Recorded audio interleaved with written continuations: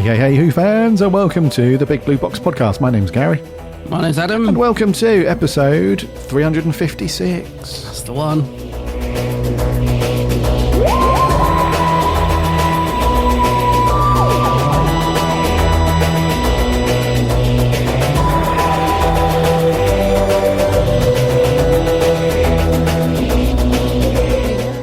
Welcome back to another week, another episode. I hope you're all keeping well and safe. I hope you have had a cracking week and that you've all managed to do something Doctor Who related. I know that a lot of you have done something Doctor Who related already. I'm saving mine for the weekend. Yeah. Got the old season, Jesus. Got the old Series 22 box set through the post, dude. Did yours turn up in mint condition, or is it all bashed in? And No, it's actually mint condition. Nice. Gorgeous artwork again. I mean, old Lee Binding, he does do great artwork, but this one, I really love it. Yes, got mine, mate, and I've... I grumpily said, because I normally get told off for sitting and watching too much telly, I said, right, now listen up. This is to my other half. Listen up. This new set's arrived. I've been waiting ages for this, and I'm gonna sit and watch it. I laid down the law. I'm gonna sit and watch it. I don't want to be moaned at. And yeah, I've managed to watch quite a few bits. Actually, I've watched the interview with Colin, which was with Matthew Sweet. Have you watched that yet? How much have you got to watch so far? all of it, dude. Yeah, it's on the... All of it? Yeah, I've not watched any of it yet, mate. Oh, sorry. I thought you meant you'd watched all of it. Oh, sorry. No, it's on the list for the weekend. Have you watched it much? Oh, no, yeah, so I watched a bit. So I watched the Colin interview, Matthew Sweet, and it's really, really interesting interview with Colin, actually. I thought I knew Colin quite well about his life, but there's stuff in there which I didn't know. It's a really frank and interesting discussion. And yeah, there's a bit at the end where he talks about his son that passed away and stuff, and it's really emotional. But Matthew Sweet handles it so well. Such a great interview. I watched last night before I went to bed. I just didn't want to switch it off. I could just literally sit and watch this set 24 hours a day with all these new extras. I was watching the location where Colin and Nicola go back to the locations used through season 22. Oh, it's brilliant.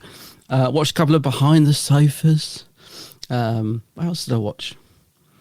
I don't know. I've watched a few of them anyway. I am trying to save a few bits. I'm trying to not binge it too much because I just want to savour it. Because this is not like my favourite season by a long chalk. I mean, I like Colin's Doctor a lot, but as a kid, I wasn't particularly fond of this season. It's grown on me as an adult. I think I appreciate it more now.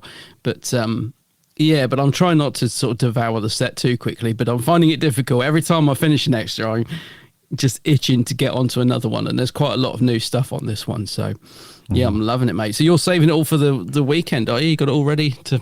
Yes, yeah. I've not even unwrapped it yet. It's just on the shelf. Did it arrive in perfect condition? It did, actually, mate. I was surprised. That's good. Because normally it was really weird. I had this one of those what's the word, serendipitous moments on Twitter where I'd literally just taken delivery of it from the Amazon dude and ran upstairs, put it on the shelf.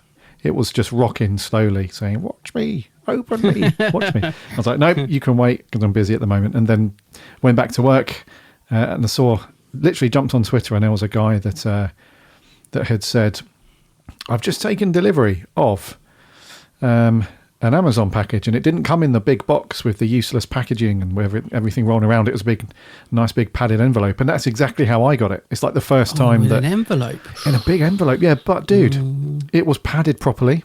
And it was kind of wrapped, and it was, the right size. And I thought, I've never had... Because I normally get a box from Amazon, which is like 6 times the size of what's actually in it.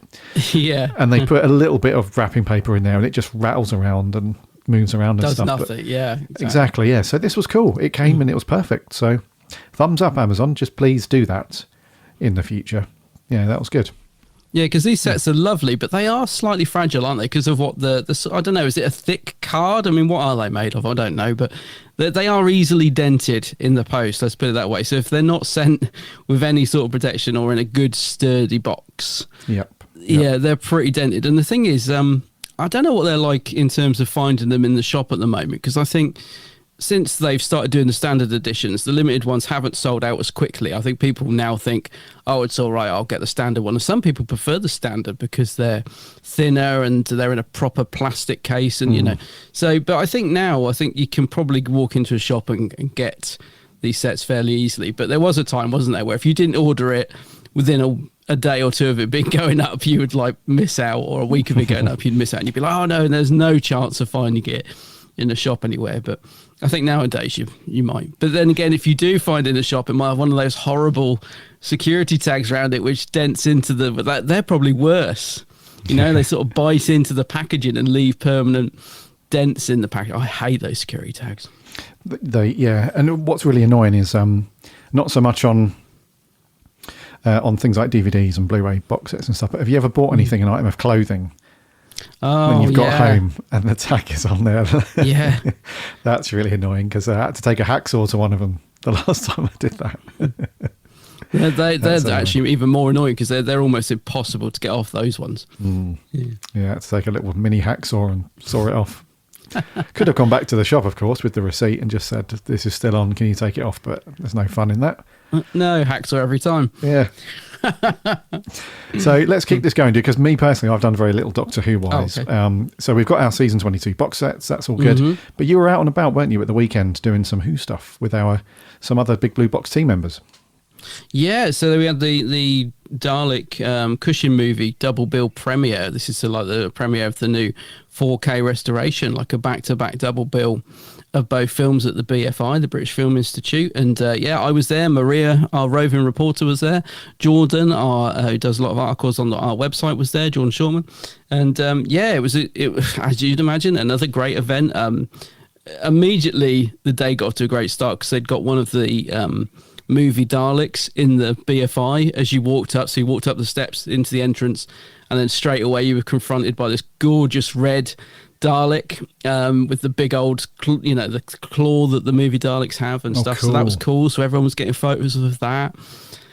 And and then we went into the screening. They had a Q&A with Jill Curzon and Roberta Tovey and a couple of other people whose names escape me, but I think it was the two sons of the script writer, I think. I'm not sure, but there's a couple of people there, so it's a nice Q&A with those guys, and they talked a little bit about the third movie, The Two Sons, which was what I've always been interested in, because there was never a third movie made, and I'm never quite sure how far into production that got, and that they only shed a little bit light on it because they don't really particularly know. They just said, we've got this breakdown that my dad had submitted for the third film, and there was going to be two doctors in it and stuff, and so that was quite interesting. So yeah, nice little Q&A. But the films themselves, mate, I've been really looking forward to this, because I love the Peter Cushing movies. I think that they've got a charm to it, and I think they've always looked good anyway, because they're 60s. They've got that real vibrant colour, and the picture quality has always looked good to me anyway. So I was particularly excited to see this new 4K restoration, because it's the first time they've been able to use the original film prints themselves to do it. So I thought, wow, these films are gonna look amazing. I've got to be honest, I don't know if I was expecting too much, but they didn't look that different to me, if I'm honest. I have to be completely honest. I mean, they still look great, but then I think they did to begin with. But I was sort of expecting pin sharpness, I think, if you know what I mean. Yeah. So a lot of they looked very sharp, but as I said, they looked sharp before. So it was shots like the model shot of the UFO landing and stuff still looked very grainy, and I was thinking, I was sort of expecting that to look, like it was made yesterday, and it didn't. And I guess that's just that must be how the original film was. I guess it's a model shot. It was probably shot on a lower res camera, because it noticeably is more pixelated when it cuts to those model shots to when it cuts back to the action and stuff. So it's probably, that's just how the film source is. But yeah, so I was expecting it to be just absolutely flawless, and it's not. It's still really, really good, and I guess it's of its time. It's a film made in the 60s, so it has its little imperfections. But that being said, it still looked amazing, and the soundtrack has been beautifully remastered. I mean, it just in the cinema, hearing that music and all the sound effects and stuff, Mark Ayres he's so good at this stuff. he's so meticulous that it really sounded phenomenal through the BFI speakers. So yeah, it still looks great. Don't get me wrong. Nothing wrong with the picture quality. I think I was just expecting it to look like, I don't know, something amazing because it's the first time there from the original prints, if you know what I mean. But it still looks very good and just so great to see him on the big screen as well. They're such fun films. They are, aren't they? Yeah, they're very unique within in terms of thinking about Doctor Who and all the spin-offs and all the related media and stuff. They're very, considering that they use a very popular, arguably the most popular monster / alien in the world of Doctor Who. It still has a very unique feel to it. It's not like it's trying to copy the formula too much from the TV show. So no, it's cool, dude. Yeah, and maybe you were spoiled a little bit when we went to see Wurzel, when you saw the breakdown of the restoration and you thought, it would have been really interesting to have seen a before and after, actually, like they did at Wurzel. That would have been, because then I probably would have sat back and thought, because that's the thing, when we watched Wurzel, it looked great, but when they did that breakdown, there was so much more improvement than even we had realised, wasn't there? When they did the sound thing, we thought, the sound sounds good. And then but that was only the second version of the sound. And then they played you the next version that they'd done. And we were like, wow. And when they break it down to show you what they do on these restorations, I think it really brings home the difference a lot of the time, like they did at Wurzel. So maybe that would be cool. Maybe there's a feature on the 4Ks. I'll have to have a look to show in the restoration. And the problem I have with these movies is that I love them both, but if I ever meet somebody who hasn't seen them and I'm recommending them, the trouble I have is that the second film is so much better. The second film, there's no doubt about it. Second film is absolutely brilliant. But I always feel it's nice, obviously, if you watch the first one first, because it kind of sets up the story a little bit. But it is a bit of a slog. There's a lot of like climbing rocks and stuff at the end of the second film, and it does drag a bit. And I think, if ever I recommend them to someone, I'm never sure whether to say, watch the second one first. If you like it, go back and watch the first one, or whether to say, no, they're both good and watch them. But the second one's definitely got the edge over it. It's a great film, isn't it? Yeah. It's 2150 AD. Brilliant.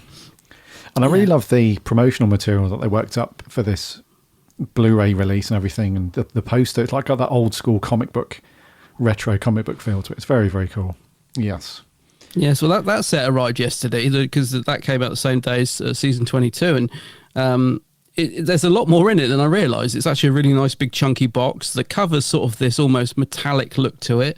It's got posters. It's got 2 really thick booklets in it with lots of nice colour pictures. It's got a coin. It's got this great big coin with a Dalek one side and a Thal on the other. And it's got loads of this. It's a lovely set to get if anyone's thinking of buying one. And obviously this is the first film, and then the second film is being released on 4K next month. So yeah, but they're really, really, really nice sets. And they did do a signing afterwards, by the way. Jill Curzon and Roberta Tovey did a signing upstairs, which was cool. I've met Roberta before, luckily, because I literally had in my wallet exactly £15. That's all I had. And trying to find a cash machine anywhere near the BFI is impossible, trust me. So I had £15 in my wallet, and they were charging £15 an autograph, and I was like, But luckily, I'd met Roberta before. Otherwise, I would have been in turmoil. So I didn't need to get hers again. So I just got Jill Curzon's because I've never met her. So that was lucky. I was just like, and I nearly bought a Target book before I went into the BFI, which if I had have bought it, I wouldn't have been able to afford an autograph. So I was sort of glad that I didn't get it. And it was only because someone swiped it. So I picked up this Target book of Aztecs.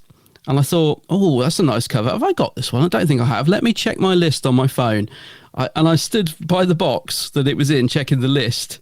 And in the 30 seconds of me checking my Target list on my phone, someone swiped it. I turned back to get it. I was like, I haven't got it. Turned back to get it, and someone had swiped it. I was like, what? Oh. So, but luckily that's good, because if I had bought it, I wouldn't have been able to get an autograph. So it all worked out well in the end. But that's cool. Dude. Yeah, never turn your back on a Target book, mate. God, I couldn't believe it. Yeah, no, I've got that one. The Aztecs. I thought I'd got it, but I haven't. The first Doctor story. Yes. You got the Target book, have you? Yeah. Looking at it right now on the old shelf. You're not. It wasn't you, was it? You're not. That's why you weren't lingering around the South Bank Market, were you, at like 10 o'clock on Sunday morning? Yeah, I'm going to foil his plan because I know he's after it, so I'm going to nab it. I couldn't believe it. I was shocked. Yeah. Anyway, there you go. So it was a really good day. Maria, our roving reporter, will do a a full write-up of the day, I'm sure. So we look forward to her article on it. She'll give us the lowdown, the full lowdown. She will indeed, yeah. And it was her birthday as well, wasn't it, yesterday? So happy birthday, Maria. Yes. Still looking young and awesome, as always. So happy cake day. Absolutely. Yeah, she's very cool, Maria, the old on the spot location reporting. And the weird thing was, I was actually sat next to Maria and Jordan for the first film. We're just totally by coincidence, like went to sit in my seat and there they were. So we were all sat together for the first film, which was really nice. I don't know where they were for the second film, but yeah. Cool. Oh yeah, Jordan was there, wasn't he? Other writer, yeah, Jordan. Yes, Jordan was there as well, yeah. Yeah, the big blue box representing over there. Very nice. People did ask where you were. I had a couple of people ask where you were. Yeah, where's that miserable old git? Where's he? I said he only comes out for Wurzel these days. Yeah. No, I do miss the... I haven't been to a couple now. I think I've missed a couple of Who stuff at the BFI, so I'll have to pull my socks up and get down there. Well, we don't know what the next one will be, do we? It could be Abominable Snowman animation, if they ever finish it. Maybe. I don't think they will do. Know. No. Maybe it's... maybe... I'm thinking we've definitely need a first or second Doctor set to land very soon. Yeah. A lot of people were saying that at the BFI. They were like, right, what's the next set? We've got season 22 out tomorrow. What's the next set? Yeah. It's like, oi, you person that works there, that does things. When's these Hartnell or Troughton box sets landing? Because, we love the current ones, of course. But in all seriousness, we do feel their pain. It must be a real slog to get those ones sorted out. Not even taking into account any of the special features that they might have planned for it, but just to get all of those episodes all corralled together and sorted properly. And what do they do with the missing ones, and how do they handle that stuff? So it's a big old job.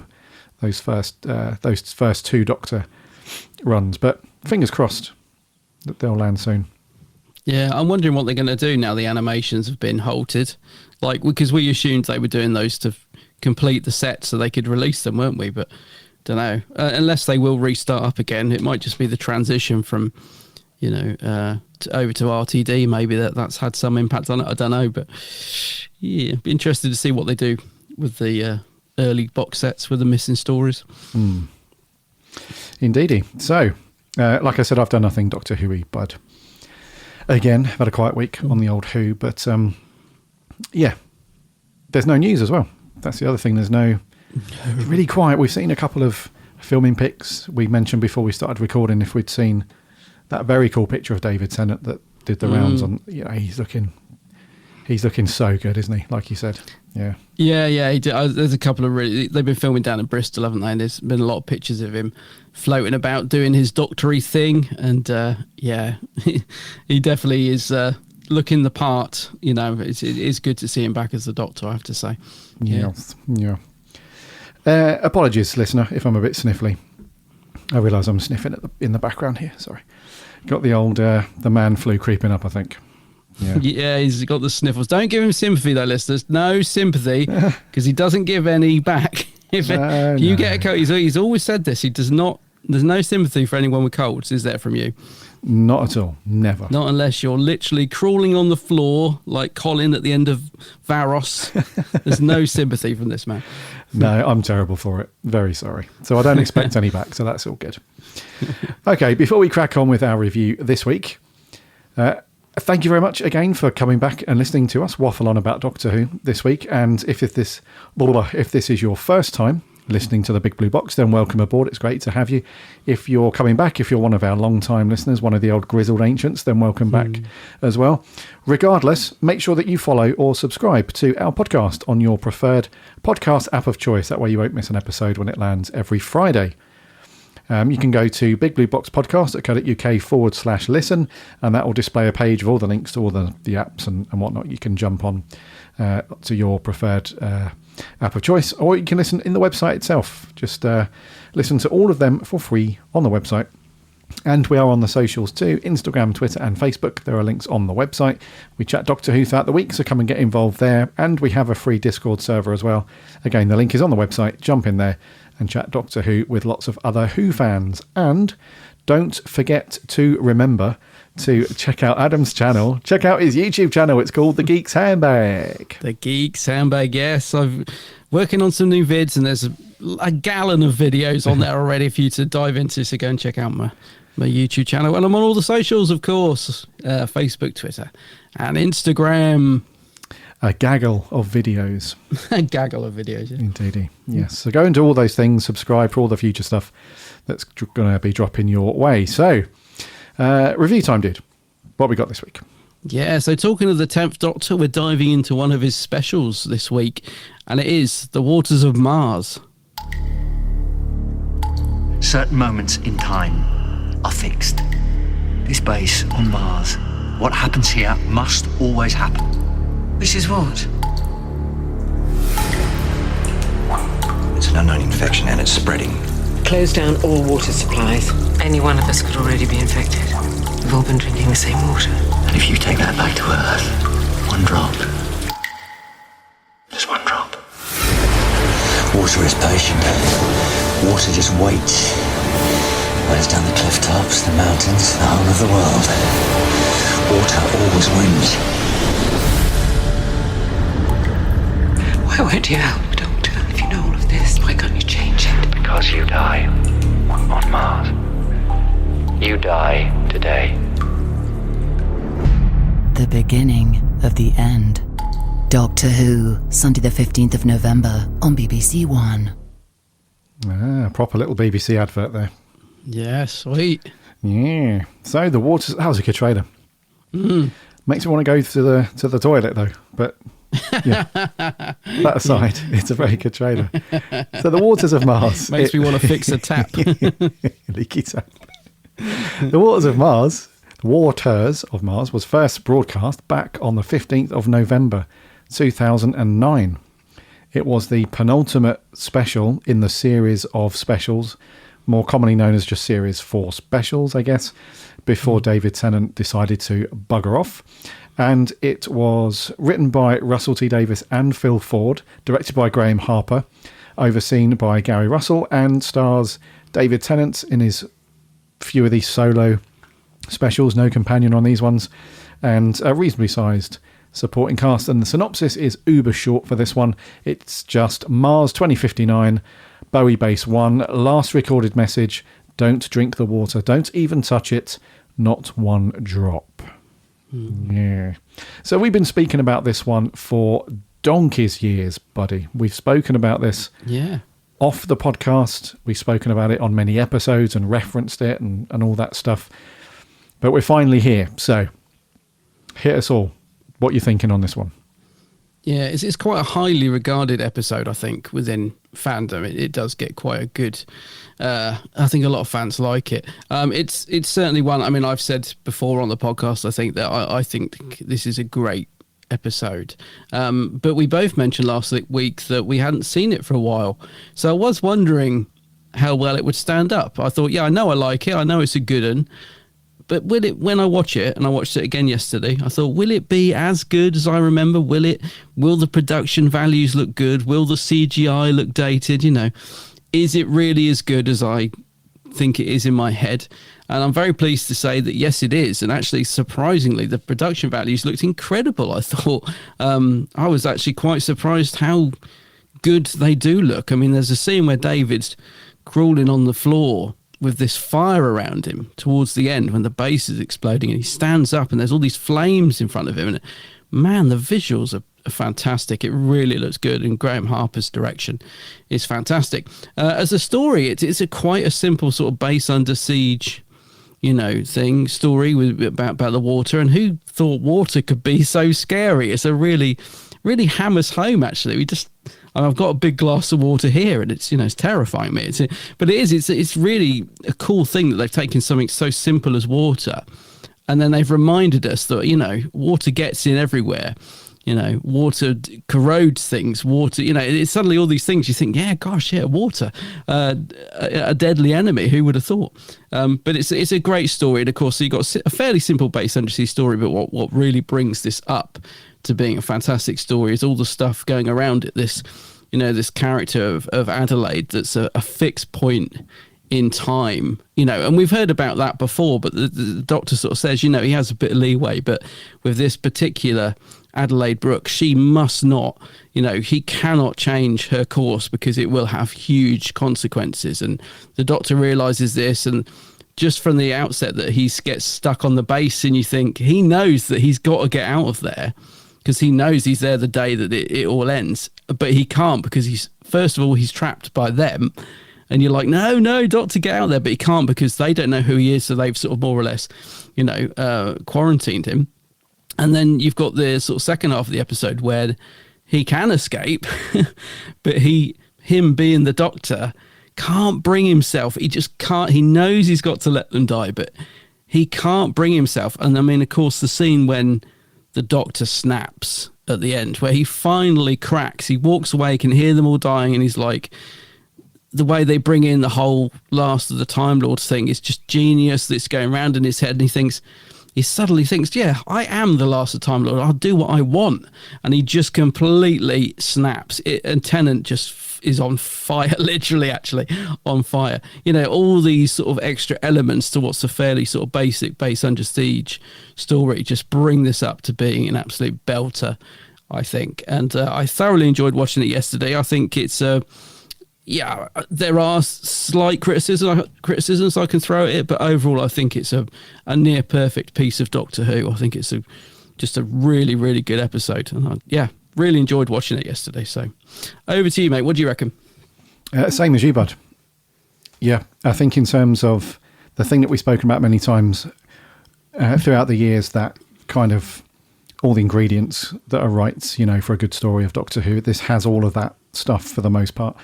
And yeah, it's just a modern. It feels almost like classic Doctor Who in a way, because it doesn't rely heavily on over the sort of CGI stuff. It doesn't rely too heavily on.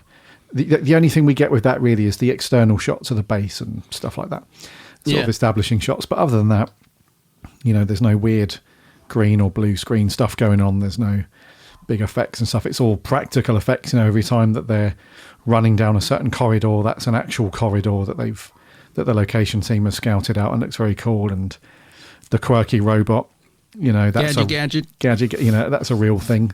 The Star Wars reference with that is very cool, if anyone picks up on that. But in the prequel trilogy, all of the battle droids are like Roger, so it's like in almost exactly the same voice. So all of that stuff was very cool, and for that reason, it feels quite classic Who. It's just, like you said, it's the classic Base Under Siege. It's just those guys trying to make it through, essentially, and survive until the end. And it's got a bit of a different ending as well. It's not your typical, the Doctor saved everybody, happy days, happily ever after, he's on to the next adventure. It does come with a bit of a consequence at the end. It's a bit of that last 5 minutes of the story is gut-wrenchingly emotional. And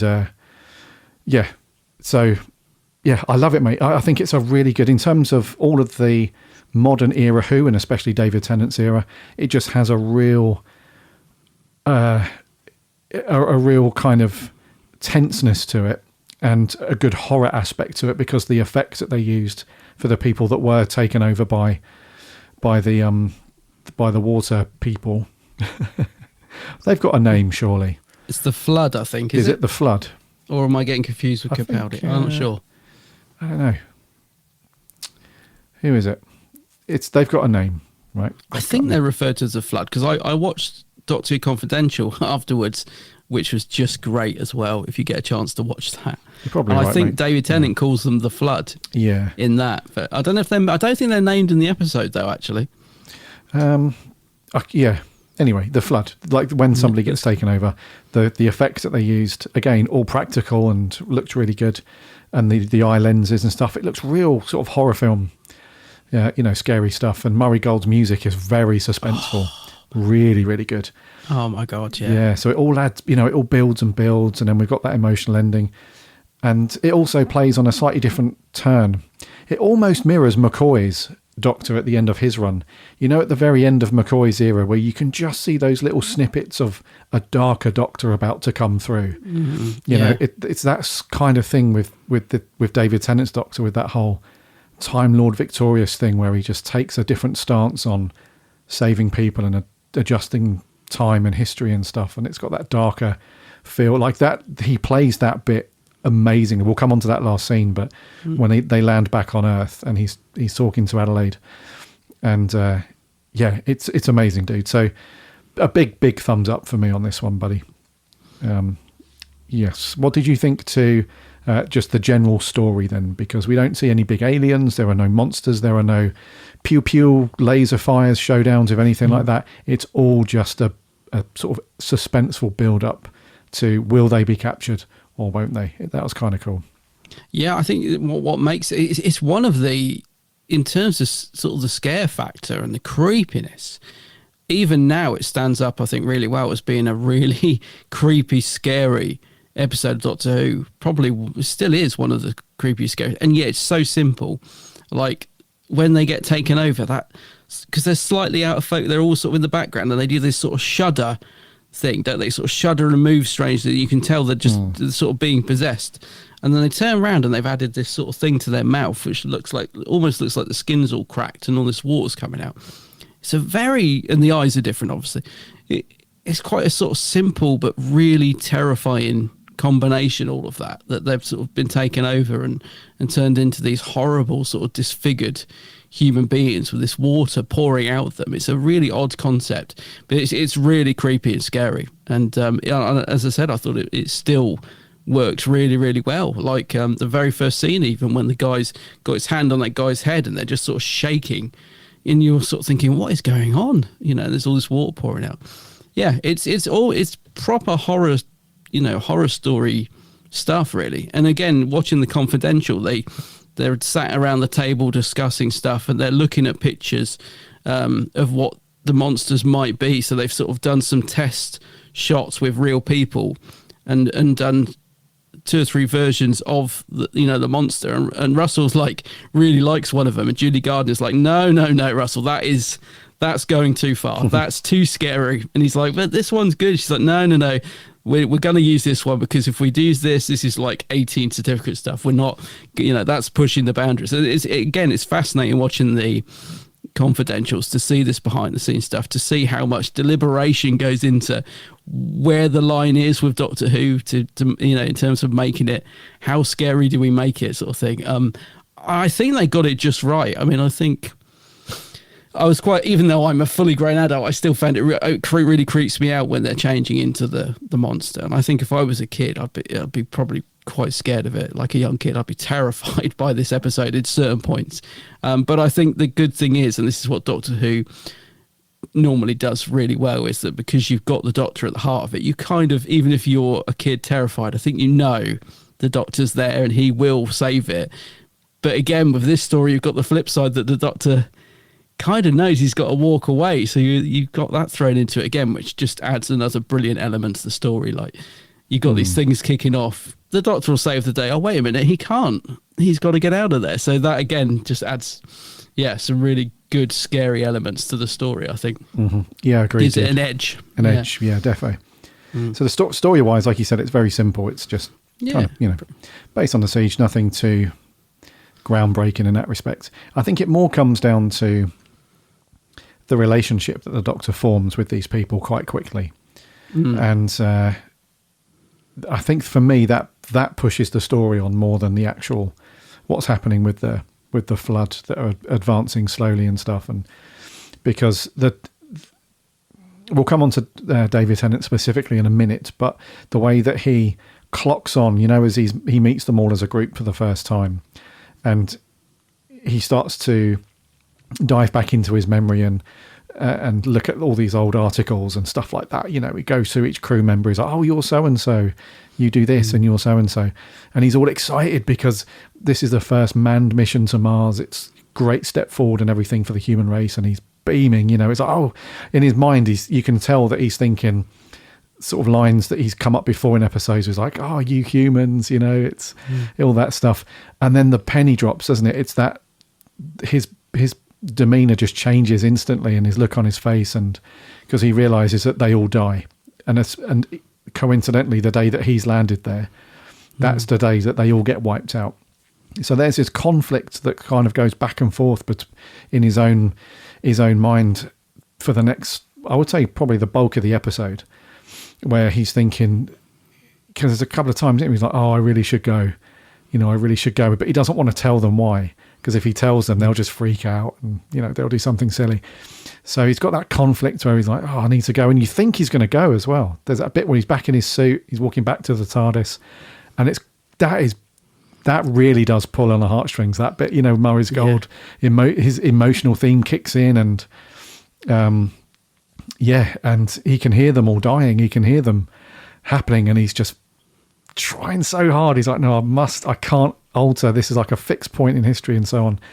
And it's just amazing. So in terms of story, then fairly simple, but the character progression and that relationship, especially between him and Adelaide, is very cool. Anything, before we get onto characters, is there anything cool that you picked out in terms of like direction or, production, that kind of thing? Because I thought it looked really good, like the whole biodome thing where they're growing all the plants and everything. That looked very cool. You get the classic legging down the corridors and stuff like that. But I also found that quirky sort of robot thing quite cool. In a weird way, I'd like to have seen that be saved. Like to have seen the Doctor drag that into the TARDIS, and we'll see that again at some point. But production-wise, dude, can't really complain, other than a couple of ropey CGI shots from externally. But I thought it looked very cool. No, I thought it looked great. It's funny because I'm pretty sure when I first watched this, that Gadget, I'm pretty sure he got on my nerves the first time I watched this. I remember thinking, oh, that's a shame, he's a bit annoying. And yet, I really liked him again when I watched this yesterday. Like you, I was like quite attached to Gadget. And I thought he said it a lot more than he did. I think, when I first watched this, I remember sort of that being a joke that ran thin really quickly, but he doesn't actually say Gadget that much. I don't know, I must have imagined it, because I thought he was like quite an annoying droid the first time I watched this. But no, I love Gadget, and I think he brings a fun element to it. I absolutely love the bit when they jump on him and they do the Back to the Future scorch marks when they do their escape, the fire trails from Gadget. I thought that was brilliant. Totally forgot about that. Just a really nice little sort of in-joke to Back to the Future, which I thought was great. But no, I thought production-wise, I thought it looked good. I thought the CGI was really good, actually, for the time.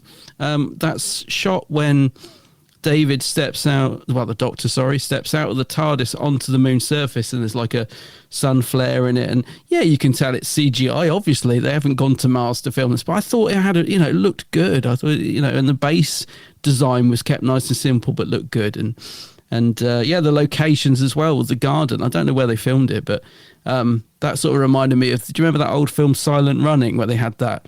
They'd sort of built a utopia garden on the spaceship. So it sort of reminded me a little bit of that. And so I thought production-wise, it was great. And I know we normally talk about Murray's music at the end, but I mean, it really does add so much to this story, I think. So in terms of production, the music is phenomenal. I mean, the scenes at the end that you just talked about, where David's walking away, trying to resist saving everyone.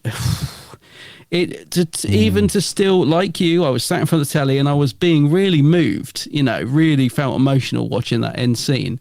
And I thought, wow, this is, how old is this now? When did this go out? Oh, so this was 2009. 2009. So yeah, we're talking all those years have passed, and this piece of television is still almost reducing a grown man to tears. I really found it emotional watching that end bit because of the performances, but also because of Murray's beautiful music. Is the track called Veil? Is that what that track's called? Yes, there's two versions of it. There's Veil, and then there's Veil Datum. So Veil is the one that sort of builds up a bit more, the one that we see when he's walking away. Yeah. Outstanding. And I mean, coupled with I think we're going to go on to talking about performances, so I'll hold fire there, because there is a particular, I think the performances in general are really good in this, but there's a particular moment, I think, around this part which I just think is phenomenal. So, but I'll come to that, when we get onto the characters. But overall, production wise, still looks great, and good good direction from Graham Harper as well. Great direction. Very cool. Yes. Yeah. Very cool. And it's the other thing as well I want to pick up on is that they could have quite easily gone a different direction with this episode. They could have very easily made this an Ice Warrior episode, right? Because they do get a mention, don't they? They do, and it could have arguably that would have been a bit fan servicey. It's like, human colony has landed on Mars. Who are the famous, Martians, that they could tangle with and all that lot. But they didn't. They steered clear of all that, and they made it a very isolated, unique story. So now we don't have... This episode now doesn't fall into that dangerous territory of it's been, the Ice Warriors have been mentioned all the way through. And, not that there's anything too wrong with that. It potentially would have been a great Ice Warrior story. But I'm glad that they steered clear of that. It's a bit like the Doctor landing on Skaro. You would 99.9% expect that to be a Dalek story. It's that kind of thing. So it was very cool that they kept the distance from that and they just had something new and unique, which is very cool. So, all right, characters then. So the characters are very... I thought this was cast really well. Really well, because sometimes when we talk about a reasonably large ensemble for the supporting cast, it can be a bit hit and miss. Even in modern Doctor Who, sometimes you get people that you just think are not 100% into it, and it's not really, for some actors, you feel like they just don't get it. It's like, this is a paid job for me. I want to do it and go home. Whereas, I don't know, it just felt like it was cast really well. It was very funny in places, but quite emotional in other places. And it was, when the action kicked in, they all did that really well. In terms of characters, dude, the few people at the beginning then they get taken over by the flood. We have the guy that's the gardener essentially. He's out there with what's her face, who was in EastEnders for many years. What was her name? EastEnders? I don't know. I refuse to watch EastEnders, so I wouldn't know. Yeah, I'm sure she was in EastEnders anyway. Probably. But so that was a good introduction to them and the flood, really, because we get introduced to the flood fairly early, don't we? We don't have to wait too long. But those guys, they were fairly cool, and then they kind of go through the motions throughout the episode. But I think what was her name? I can't remember. But so the two gardeners, the medic guy and her, they get taken over. It's all good. What do you think to those guys? Yeah, they're good because they've got a certain look about them that when they do the transformation, they kind of look really creepy and scary anyway, but still look human. So they do a good job. I mean, they do the acting well they act it well as well, because when you do the whole possession thing, and it is easy to go over the top and, I'm a monster, roar. They don't. They sort of manage to give a nice scale performance where they hold it back, but they're really, really creepy. So by doing less, they're actually doing more. And all three of those guys managed to do that. I mean, the girl whose name we can't remember, I think you mean the one that she's the one that's admiring. They put her into quarantine, don't they? And she's looking at the Earth on the screen and saying, we should like Earth. You're talking about her, aren't you? Mm-hmm. I mean, she's very good. She's just got she does the scary thing really well without going over the top. And I think she says on the Confidential they had to use cold water. So when she's like got all that water coming out of her mouth and holding her hand against the screen, it's like freezing cold water because they couldn't use hot for some reason. She said, God, I was drenched by the end of doing take after take and stuff. So kudos to her for going through all that and delivering a good performance. But all three of those guys are good. They just, they managed to act scary without turning it into sort of pantomime scary. So that was Maggie, played by Sharon Duncan Brewster. Maggie. Yeah. I'm sure she was in EastEnders for quite a long time. Anyway, those guys were kind of cool. Then we had the two younger guys. So we had I'm pretty sure he was the doctor or somebody. He was a Russian guy or a Ukrainian guy, I think. He's the one that is talking to Maggie when she first comes into the medical bay, and he shows her Earth on the monitor and stuff. He was okay. And then there was another guy. He was a bit...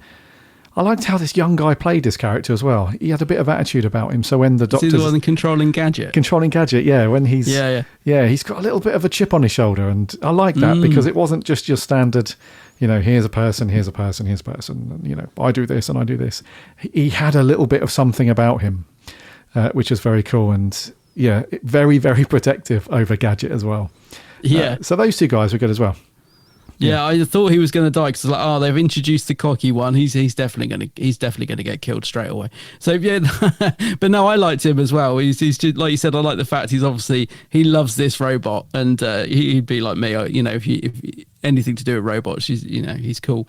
But yeah, no, I thought both of those are good. Is the other guy the guy that used to be in Neighbours for like forever? I don't know, or was it Home and Away? I recognise there's an Australian guy because I don't really watch soaps, but I recognised him from I think it was Home and Away or Neighbours. I think it was Home and Away. He was quite cool, mate. As well. I think so. Home and Away. Well, it's another Australian. Peter O'Brien. Yeah. Yeah. He had a rough ride, didn't he? He from did. Old, he Adelaide. did. Is there something? Yeah, he did. But there was a bit of mutual respect between those two. So, I kind of liked it. There's like a bit of friction, maybe a bit of chemistry between those two. But yeah, she does give him a rough ride, but he seems to like it. A little bit, yeah. But yeah, I think he's a bit frustrated because he's trying desperately to sort of take charge in these little moments and show that he's got some leadership and stuff. And every time he does that, it seems she just bashes him down. She's like, "I told you not to leave your post and bugger off back there and do your job," and all the rest of it. And it's almost like they're a divorced couple. Yeah, exactly. Yeah. They've definitely had something in the past because heartbreakingly, just when he's about to die, but just before he blows up the ship so the flood can't leave Mars, he does say something like, "I know you could never forgive me." So something went down, obviously, in there. They're obviously involved somehow, but yeah, he gets a rough ride. Yeah, he does. And then we had two other women, didn't we, in the cast? So we had Gemma Chan, who played Mia, and we also had Cosima, who played Steffi. I think she was another scientific or doctor. I can't remember exactly, but her death's quite not death, but when she gets taken over, that's quite emotional as well because she's watching her presumably her daughter and her kid on the screen and stuff. I mean, that was quite pulling at the heartstrings as well. So because that's what I mean, every character gets their own little moment really in this, apart from possibly Gemma Chan as Mia. I think she's the only one that really gets kind of left out. Like, it's a shame actually because she's gone on to do really good stuff. What's that program she was in? Was it called Humans or something? It was really good in that. And obviously now is she in the Marvel universe or something? I don't know. She's popped up in a few films and she's gone on to have a really good career. So it's sort of sad really to see her. She's the one I think comes off the worst. Like, if she wasn't there, you probably wouldn't notice it. She doesn't get a particular backstory or much to do really, which is a shame. I think she kind of comes into her own just a little bit at the very end when I think they could have done more with her, but so at the very end she I think on one half of her is really grateful obviously that the doctors rescued them from being killed on Mars, but on the other hand she's just freaked out by what's just happened. She has, as everyone does, the whole bigger on the inside thing, so she's like, what the hell sort of thing.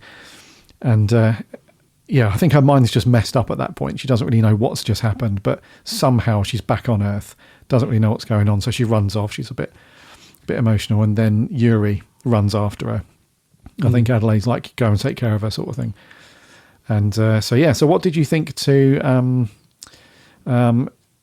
Adelaide Brooke then, played by Lindsay Duncan? Because, she was, there's always this kind of on the fence thing with Who fans. Was she a companion? Technically, no. No, she not. I don't think that she is. But for an older actress, she played this very, very well. I think she did that very stern, cold, doing her duty that needs to be done very well.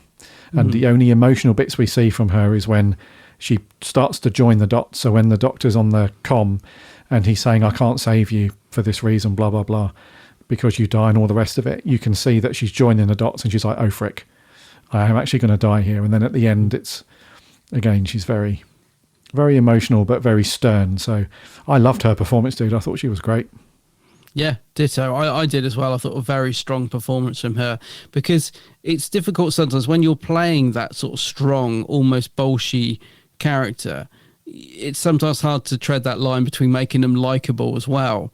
And she is likable, you know, but she's also not afraid to take charge and command and tell you what to do. So, yeah, I thought the performance was excellent. I really did. And I think she plays off against David Tennant in some really, you know, emotional scenes. I think the two of them bounce off each other brilliantly. There's a good sort of power struggle between the two when she's trying to sort of get out of him, you know, what he knows. And yeah, very, very nice performance from Lindsay Duncan in this. Yeah, she's brilliant. Really, really good casting. Yeah. And it has a couple of those throughout the episode, those penny drop moments. You know, first of all, the Doctor has it when he's meeting all the crew and then suddenly realises that this is the day that they die. And then we just mentioned Emma Chan, when she comes out the TARDIS later, she's like, head's messed up a bit, but she's figuring it out, and it's scaring her as she's figuring it out, and the penny drops.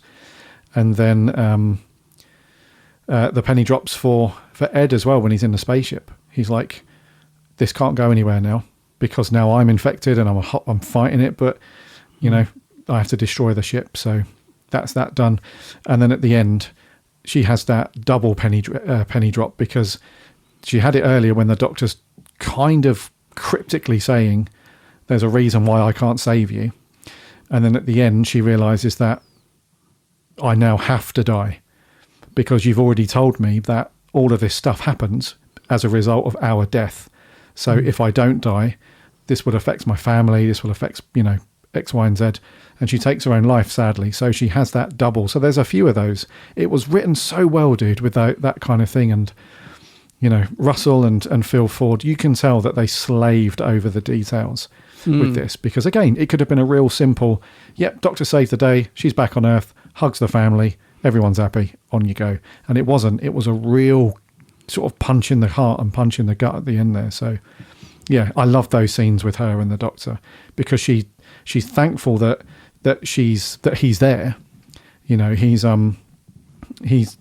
she loves the fact that there's somebody who she doesn't know why, but he knows exactly what's going on. So she's like, you know, Doctor, on me, you know, as they go off and do that sort of thing. And they're quite funny together. You know, the Doctor's, you know, constantly nagging her about, you know, we need bikes for these corridors. And yeah, that's right. Yeah, a fold away bike. They're really light. Yeah. Yes, exactly. So I thought her relationship and her performance with David Tennant was very good.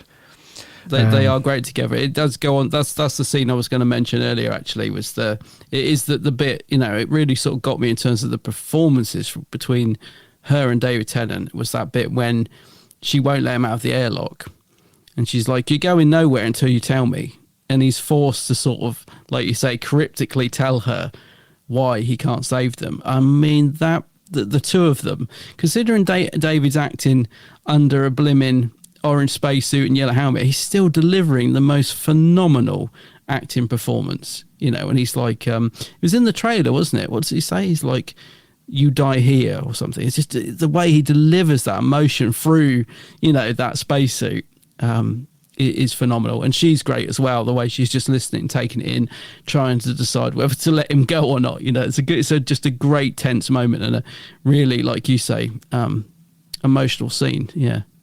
But performance-wise, outstanding, yeah. And then the end bit as well, when he takes them back and she realises she basically commits suicide, doesn't she? It's a real, like you said, gut punch.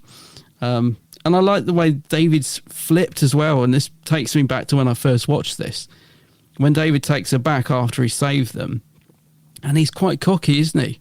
He's like, "Isn't anyone going to thank me?" And he's like, "I'll do what I want." And I remember watching this, you know, for the first time back in 2009 and being like, oh my God, like, what's happened to the Doctor? He's changed. You know, is he going to turn into the Valiard for the last two episodes next to, you know, there was all this stuff going through my mind. And it's really cool, actually, because I think Russell says this on Confidential as well, but I did think it whilst watching this yesterday. You can see how this happened to the Master, I think. The power has gone to the Master's head, and the Doctor's almost on the edge of becoming like the Master, isn't he? He's almost on the edge of flipping and thinking he can do whatever he wants. And you can see how the Master ended up like he did. You know, he probably started off like the Doctor, and just the power of having, you know, being able to do what he wants has gone to his head. And, you know, forget the consequences. I'm the Doctor, I'm the Master, I'll do what I want. So it's really cool to see the Doctor on the edge of that. And I think, again, that just brings the end scene to a bit of an OMG moment. And then, of course, we see Huge Sigma.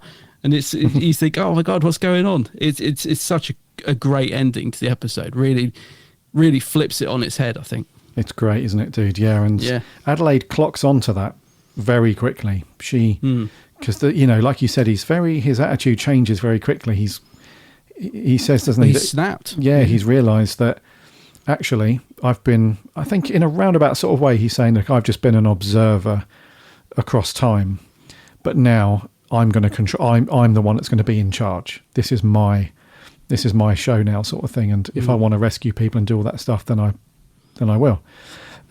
Who's going to stop me, sort of thing. Yeah, exactly. Yeah, who's going to stand in my way? I'm the Doctor. You know, I'm the only Time Lord. He thinks at this point, I think, in this Doctor's timeline. So it's and she clocks on really quickly. She's like, I think she even shouts to him. She's like, Time Lord Victorious is wrong, you know. And she's like, what you're doing is just not right. So, and then we have that switch again. It's like that's what, as I mentioned, we have those back and forth, those moments. Roller coaster. Yeah. So the Doctor then realizes after she's committed suicide, he's just overcome with emotion and horror. He's like, you know, what have I just done? I didn't want it to end like this. I thought I was doing the right thing by choosing to save these people, but now look what I've created. You know, this is not great. The little people, he says as well. I've just remembered, doesn't he? That's the bit that she doesn't like. She's like, oh, I've saved a couple of little people, but he's trying to compliment her, but she realizes in just that sort of line, doesn't it, that he's lost the plot. What do you mean, little people? You know. So yeah, it's great to see David just giving, you know, something completely a different take on his Doctor, and he acts it fantastically. One thing I don't quite get, and I mean it doesn't really matter in terms of the grand scheme of things, but so she obviously, when she shoots herself at the end, it resets everything back to how it should be. So her daughter still goes on to, you know, do what she does, and everything's fine. But sort of in my head, I'm thinking, but how did they ever explain her being like that? Surely she's back on Earth, so how did that ever get explained? Like the people who set out to the mission would have been like, well, hang on, how did she get back from Mars? You know, and what Amir and what's the name? What are you doing here? I thought you were on Mars. You know, how did they get around that? I mean, not to sort of dwell on little things too much, but I think surely that would still be enough to sort of change the course of history. The fact that they're back on Earth and have not sort of died on Mars. I don't know, but I think they're getting away with it by saying they're the little people, they're inconsequential, so that doesn't matter. But I think still Adelaide being found dead on Earth rather than Mars is an unexplained mystery. Surely that would still have sort of a ripple effect. But you know, I don't, not to read too much into it, but it slightly bugs me when I watch it. Do you know what I mean? I think yes. Surely the authorities were like, hang on a minute, I thought she was on Mars and she's here.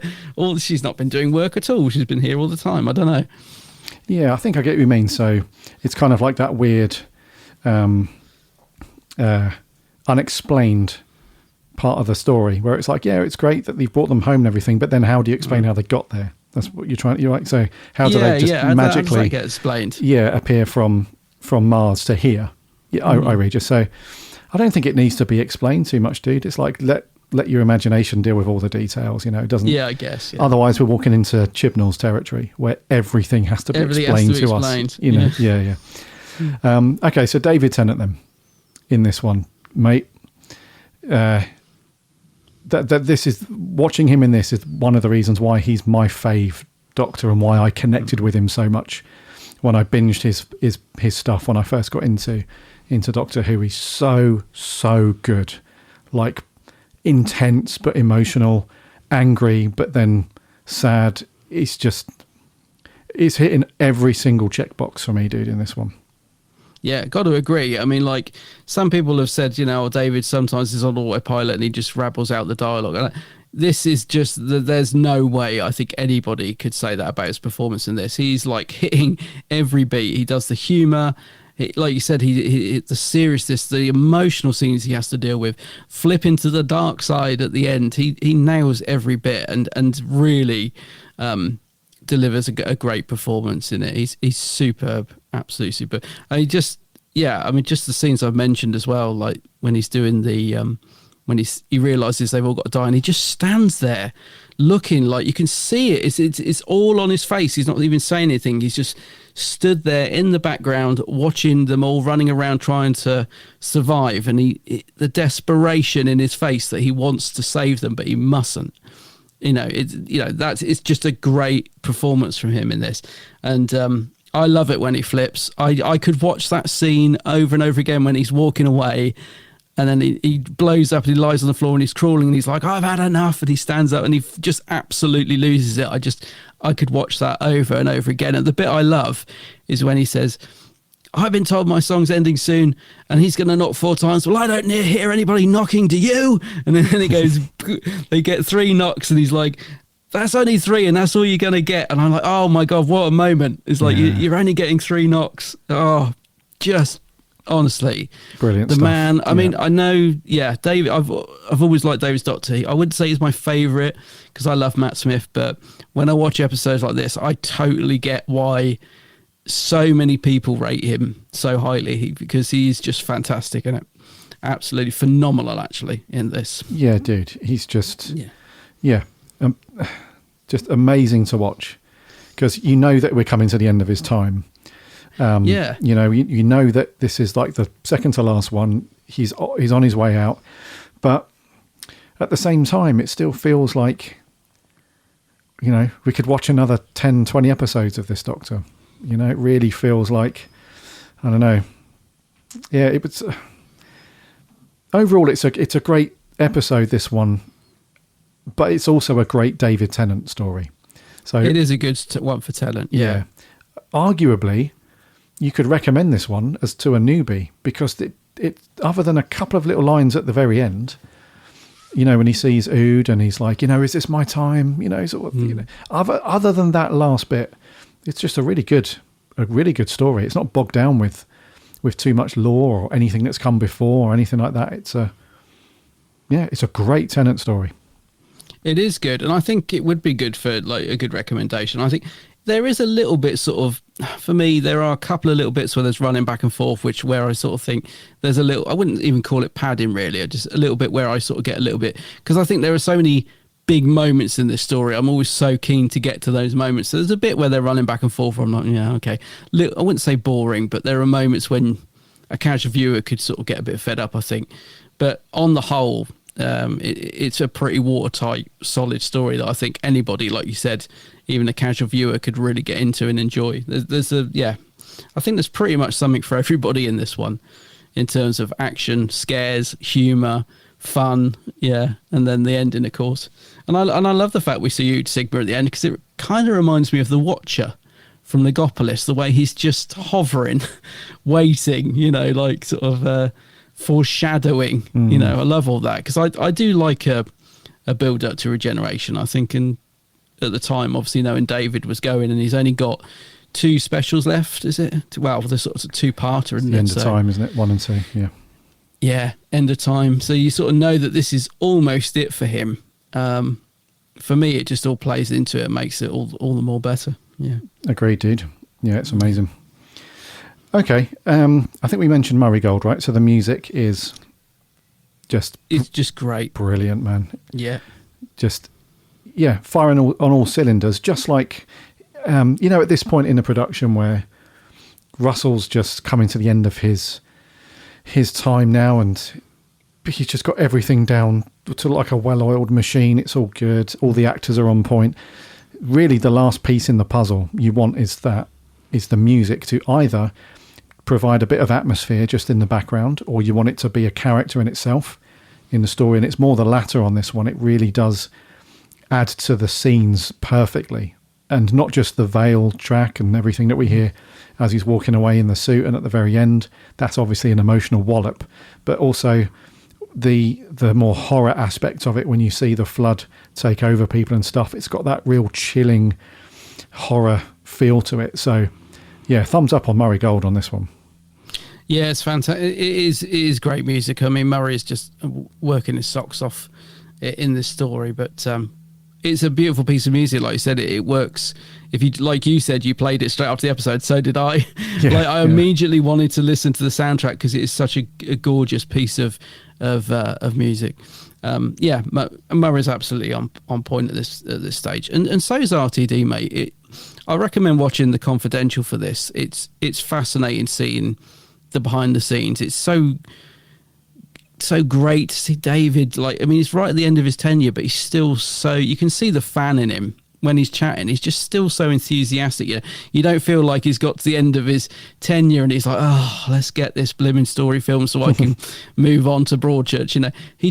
You can tell how much he's loving it. But what I like is there's a little bit where Russell's sat around the round table in the reading room and he's talking to Graham Harper, actually.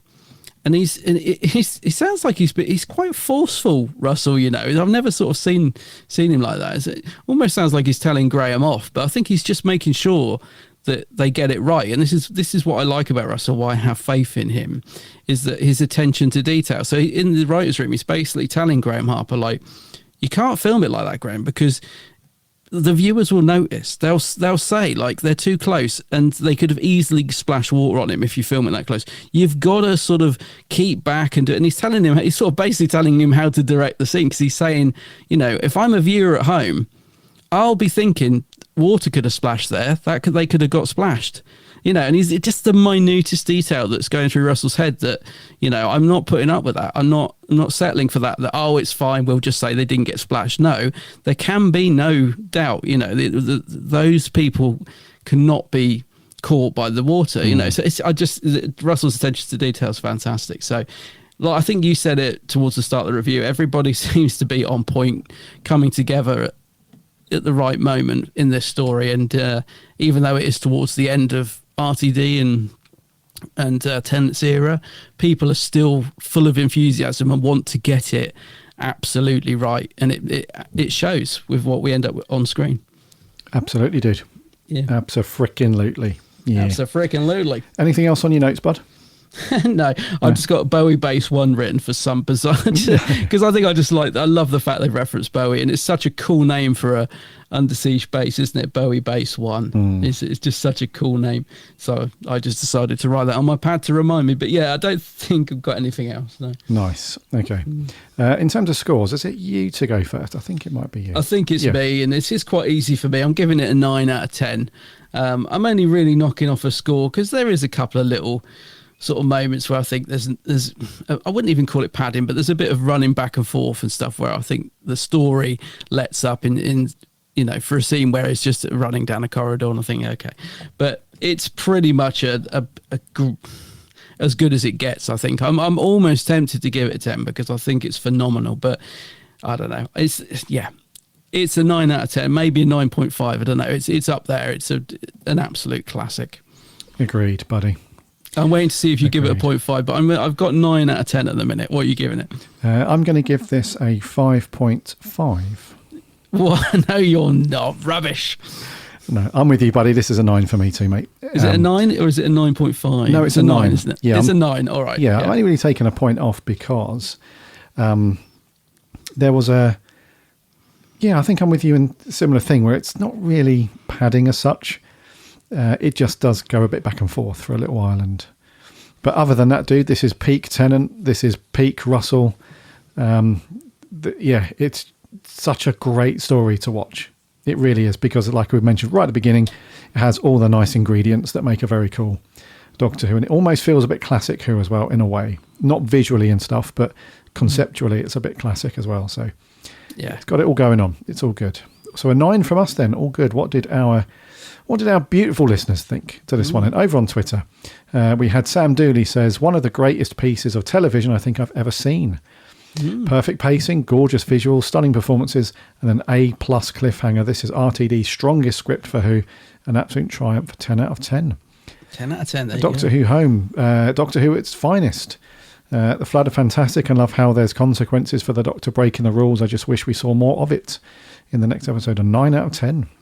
A 9, okay. Writer Jordan, one of my fave Tennant stories. It's fun, fast-paced and creepy. I remember a Radio Times cover claiming this to be the scariest Who ever.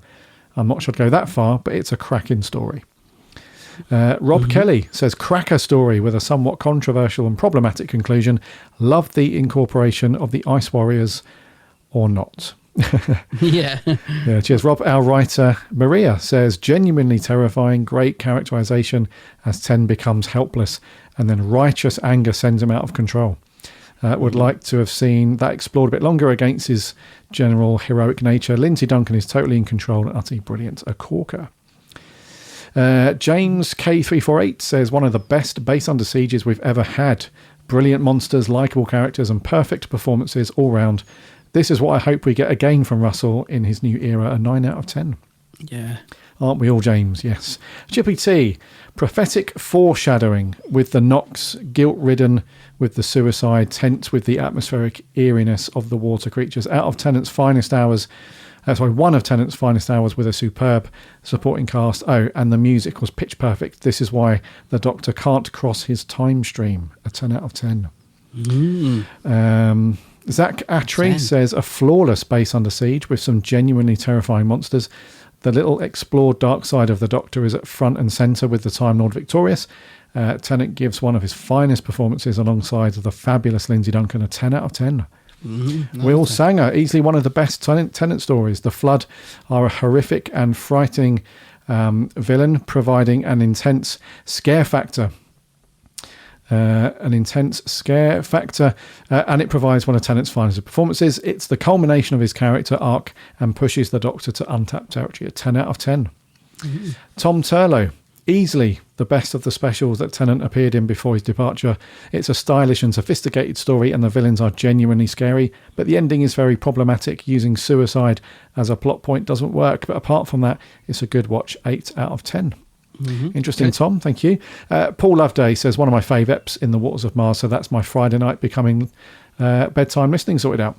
I always go to bed on a Friday night with you guys, and then Sunday night I take the guys from Radio Free Scaro with me to bed. Sorry to be unfaithful to you both. Hey, Paul, do not worry about that, Paul. That's good. Thank you very much. Nick H says, I could not put it any better than TARDIS Net 66. So that's Will Sanger with a 10 out of 10. And lastly, Jacob says, one of the most perfect stories ever. Completed the 10th Doctor story arc perfectly and was incredible television. Another 10 out of 10. Wow, a lot of 10 out of 10s. Yeah.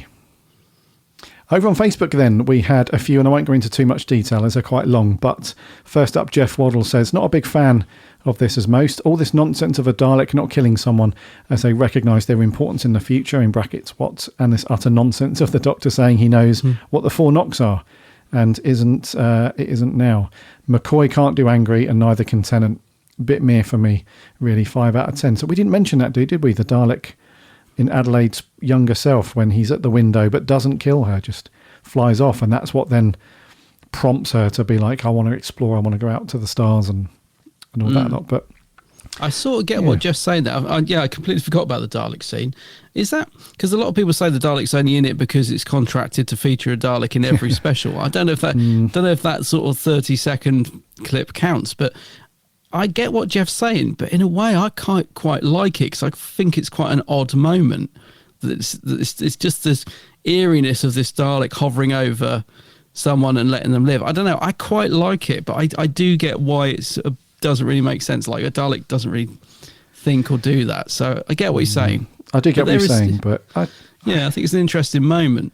I don't agree though, Jeff, with Tennant not being able to do angry. We've seen a few episodes. No, I don't agree with that, Jeff. Sorry, no. Where he's blown up and does that pretty well. But thank you very much, though. Jeff, moving on. This is Toby Coleman. This is a phenomenal story, but it's just not for me. I find it too dark for my tastes. I am heavily biased as the trailers terrified me as a child and my first viewing experience wasn't great. The monsters and concept are really scary and the cast are brilliant, but it's just not for me. A 7 out of 10. No worries, Toby. Our writer, Harry, says, incredible, absolute belter. Still get unnerved by the Doctor's freak change of character and Adelaide's suicide. 10 out of 10. Martin Arnold, Space, the Waterproof Frontier. It goes on to say, probably one of my fave specials, a 7.5 drippy taps out of 10. Drippy tap. Sean Mundy, if it wasn't for Tennant, I would say this is a mediocre story, but his acting really makes the story. The monsters look good, but don't really do much. An 8 out of 10, mostly for Tennant. Okay. Liam Start says, great episode, just only rewatched it last night, a 9 out of 10. Lewis Blackmore, masterpiece from start to finish, the very best of the Tennant and RTD era, 10 out of 10. Russ Hilton, I love this one in many respects. This is the 10th Doctor's Anakin Skywalker episode, where we see the Doctor become the Time Lord victorious as he finally crosses the line that he's been walking for a long time. All the leads are in excellent form. The script is a brilliant story, and the story is truly dark. Arguably, Doctor Who at its best, 10 out of 10. 10 out of 10, yeah. And Charlie Turner says, can I just say how much I freaking love this episode in capitals? And it's quite a long review. That one goes on to give it a 10 out of 10 for all round. So 10, wow. Average score's got to be a 9.5 for this one, dude. Yes, yeah, very. I was expecting high scores. I don't know about you. I was expecting it, but yeah. Wowzers then. So I've loved talking through that one with you, dude. It's a one that we've wanted to do for ages. So yes, thank you very much, dear listener, for sending in your thoughts and your scores. That's very cool. As always, next week, dude, what are we reviewing then? So we'll be back to Miracle Day, Torchwood next week. This is episode 4, right? And it's called Escape to LA. Where are they? What do you mean escape to LA? I thought they were in LA. I don't know. Anyway, Escape to LA. Who knows? Yeah. Who knows? Not on a plane, I hope. It's not going to be stuck on a plane again, are we? Oh, God, yeah. Anyway, on that note, let's wrap up there, dude, for 356. Alrighty.